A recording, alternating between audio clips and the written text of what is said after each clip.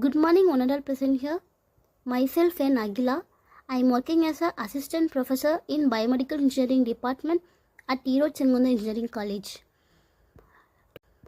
Today we are going to see about the topic named Neuroprosthetic Management using Brain-Computer Interface. Today we are gonna see how brain-computer interface are involving in neuroprosthetic. It is enabling the individuals with their disabilities to regain their independence and improve their quality of life.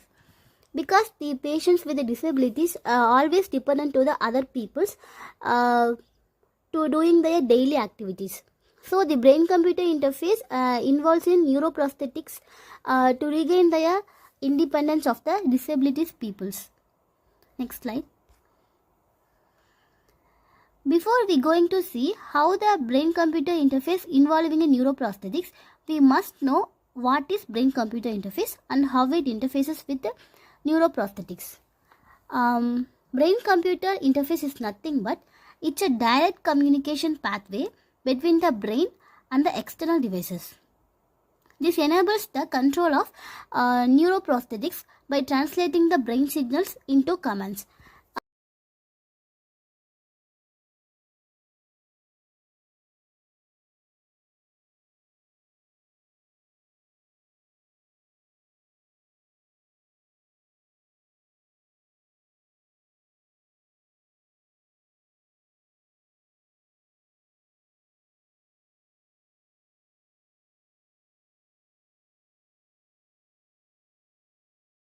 Block diagram shows how the brain-computer interface interacts with real-world application.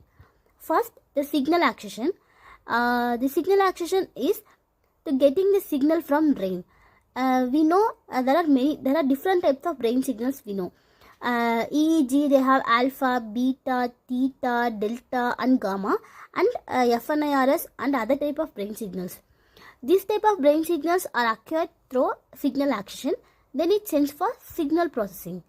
Signal processing, we have pre-processing unit. Pre-processing unit, we have amplifiers and filters to reduce the noise from the signal. Then it sends for feature extractions, then feature selections and the application interface. Hence, this mechanism repeated several times for doing the precise movement to regain the functions of disability peoples. Next slide. We know the brain-computer interface and how it works. Then we must know what are the importance of brain-computer interface in neuroprosthetics.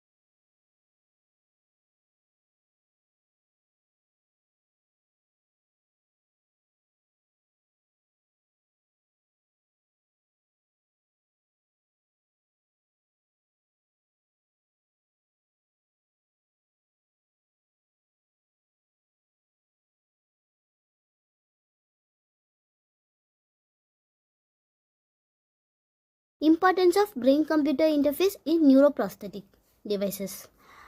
The neuroprosthetics we have the neuroprosthetic enhance the motor, sensory, and cognitive functions of the patient with disabilities. Neuroprosthetic devices is mainly used for the patient with neurological conditions such as amputations, paralysis, stroke, Parkinson diseases, and cerebral palsy. This type of neurological disorders. Because the neurological disorders affected peoples are always dependent to the other peoples to do their daily works. So the brain-computer interface involves with the neuroprosthetic devices to regain their functions and to do their daily activities by their own. and it reduces the dependency level of the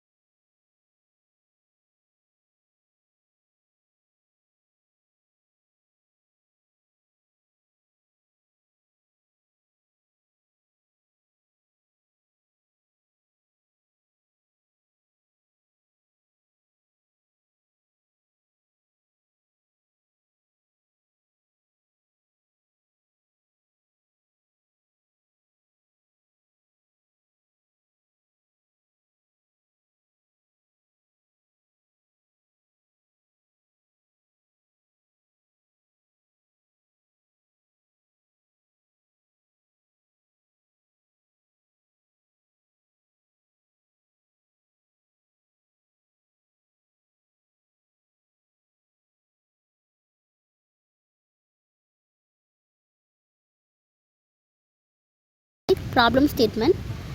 Limitations of conventional prosthetics.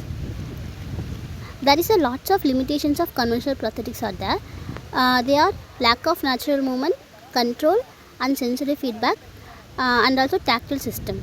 Because the tactile system and sensory feedback has a lots of advantages for sensing the touch and touch sense.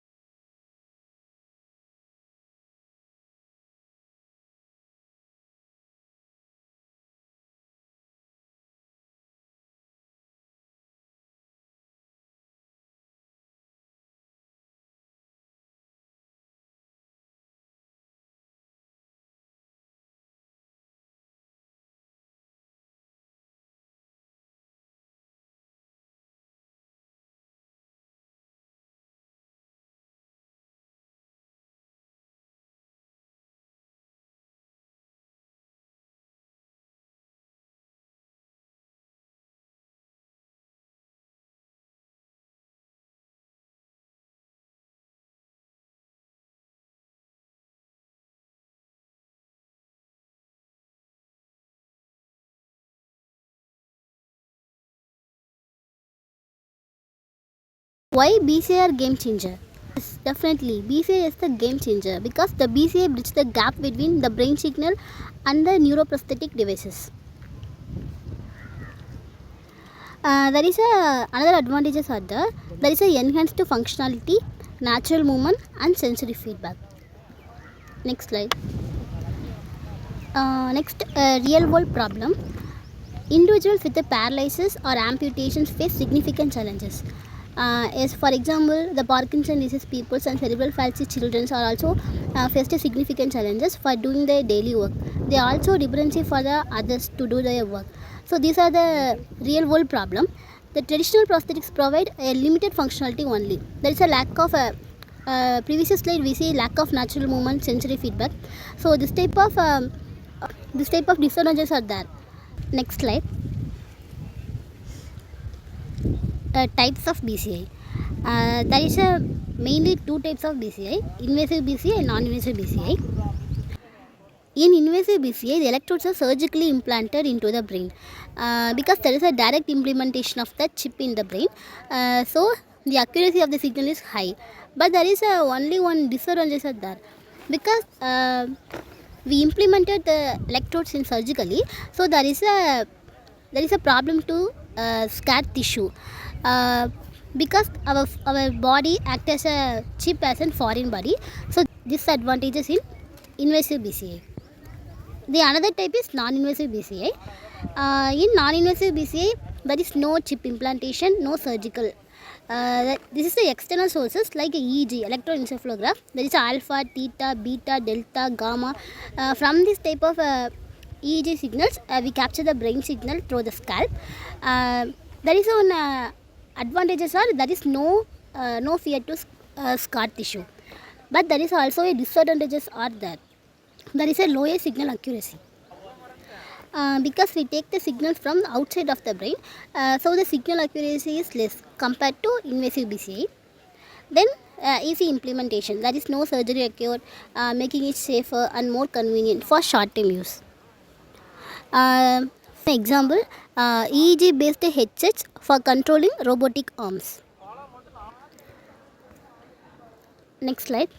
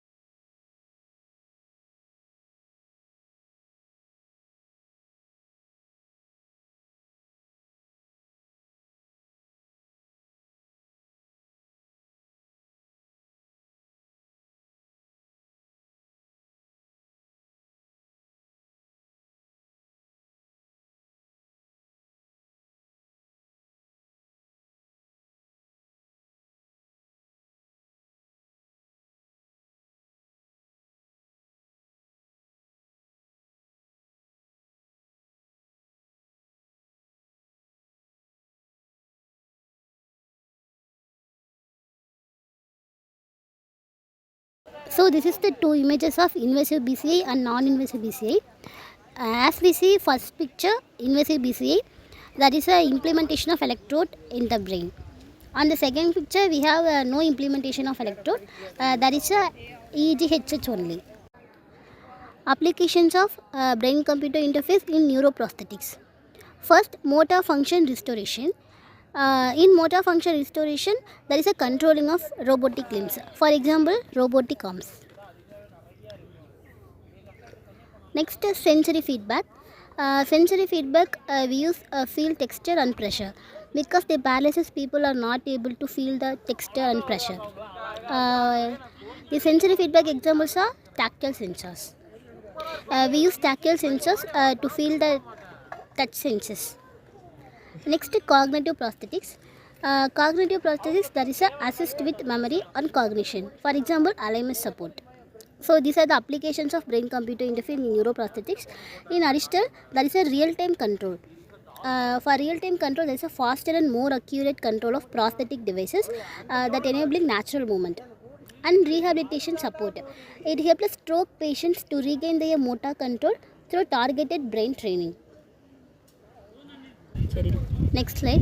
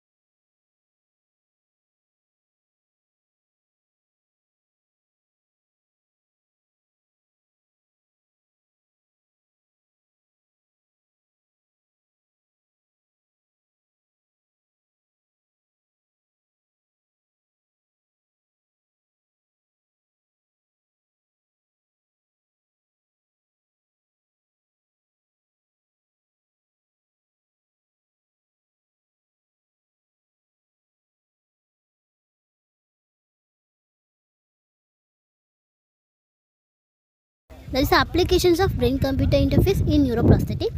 First, a real-time control. BCI are improving in real-time processing, allowing faster and more accurate control of prosthetic devices. This enabling the more natural movement. Next, rehabilitation support. As usual, we use the brain-computer interface integrating with the neuroprosthetic devices to controlling robotic arm and robotic limbs to support the paralyzed people. So this is the rehabilitation support. Next slide. Robotic arm controlled by thoughts. In 2012, paralyzed woman uses BCI to control the robotic arm. In the given picture, we see first a signal acquisition. We get the signal from brain, then it's sent for signal processing. In signal processing, there is a pre-processing, feature extraction, feature translation, feature selection. There is lot of steps are there in signal processing.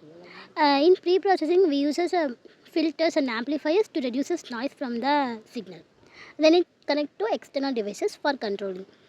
So this is the brain-computer interface interrupt with the robotic arm controlled by thoughts.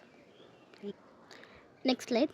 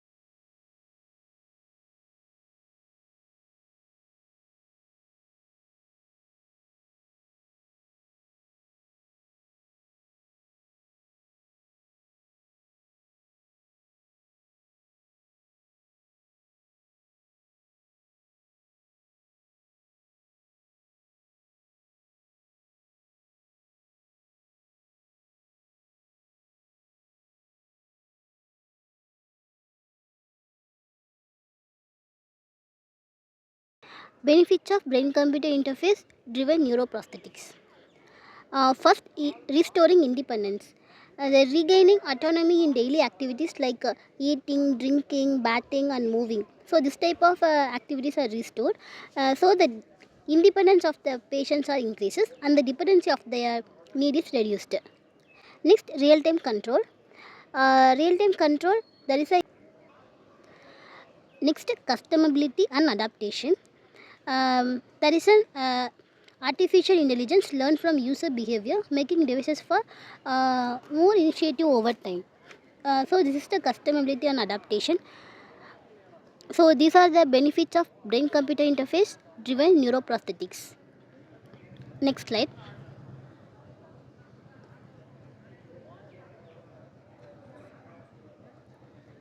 Challenges and limitations of brain-computer interface driven neuroprosthetics. First, restoring independence. That is an overview. BCI empower users, regain autonomy in daily activities, improve quality of life. From the previous section, I explained what are the restoring activities. That is a daily task like eating, drinking, moving. This can increase the self-sufficiency and boosted confidence level of the patient to reduce the dependency level. Next slide.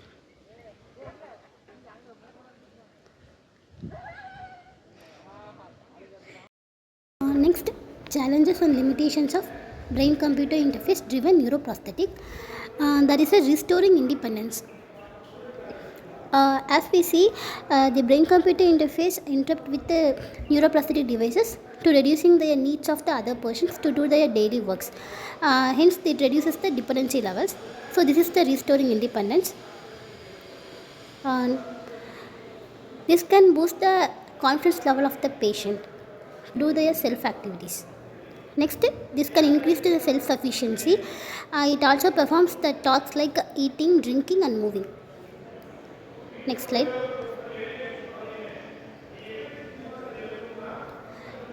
Challenges and limitations of brain-computer interface driven neuroprosthetics. First, customability and adaptation.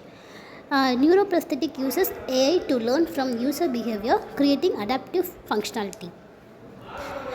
Because sometimes it's uncomfortable with the patient due to their structures and functions.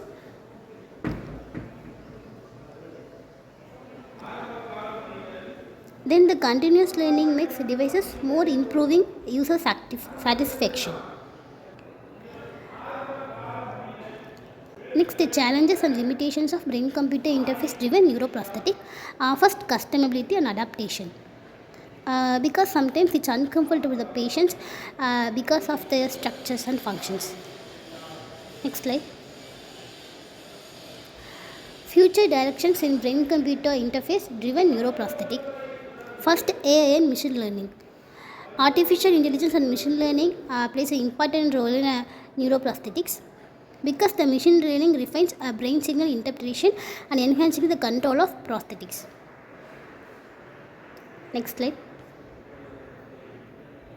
Future directions in brain-computer interface driven neuroprosthetics. Hybrid BCI. Hybrid BCI is another type of BCI. As we see the previous slide, invasive, non-invasive. So hybrid BCI is also there. Hybrid BCI is nothing but it's a combination of invasive and non-invasive methods for optimal control. Invasive BCI, the electrodes are surgically implanted, we know. Then non-invasive BCI, we access the signal from outside of the brain. So these combinations of the brain signals is known as hybrid BCI. By using the hybrid BCI, we boost up the performance of the neuroprosthetic devices. This figure shows there is a EEG. There is a combination of EEG, electroencephalograph, EOG, electrooculograph, and EMG, electromyograph. So these combinations of three signals made a hybrid BCI and combining multiple outputs to increase robustness because the combinations of EEG, EOG and EMG becomes more efficient than the previous type of BCIs. Next slide. Future directions in brain-computer interface driven neuroprosthetic. First, we are aiming to reduce the cost for neuroprosthetic devices because the cost compared to the conventional prosthetics nowadays neuroprosthetic devices are more costlier because there is a lot of advantages. So we can aim to reduce the cost of the devices because affordable BCI devices will enable more individuals to benefit. Next slide.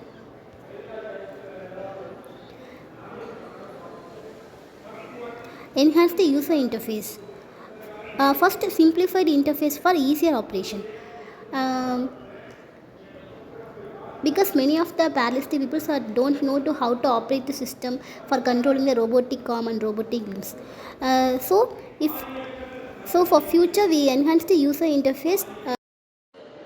Future directions in brain-computer interface driven neuroprosthetics. First, enhance the user interface. Because many of the paralysis people didn't know how to operate the neuroprosthetic devices to controlling external devices like a robotic arm, robotic limb, and wheelchair. So this type of external devices. So we must enhance the user interface. So this is one of the future hope. Next slide. Next slide we have conclusion. Brain computer interface plays an important role in to controlling external devices. Hence, it helping the people with disabilities to regain their independence. In conclusion, there is a brain computer interface technology is changing rehabilitation, helping people with disabilities regain independence. As we know, the brain computer interface plays an important role in controlling external devices. It will interpolate with the neuroplastic devices to controlling the external devices easily by themselves.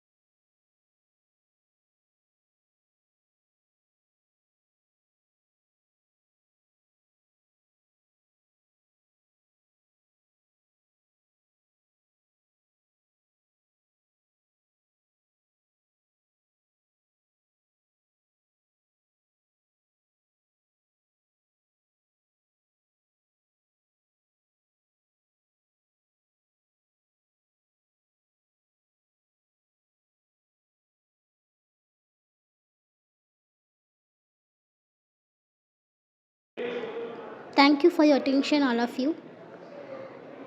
I hope today we know what are brain computer interface and how it interpolate with the neuroplastic devices.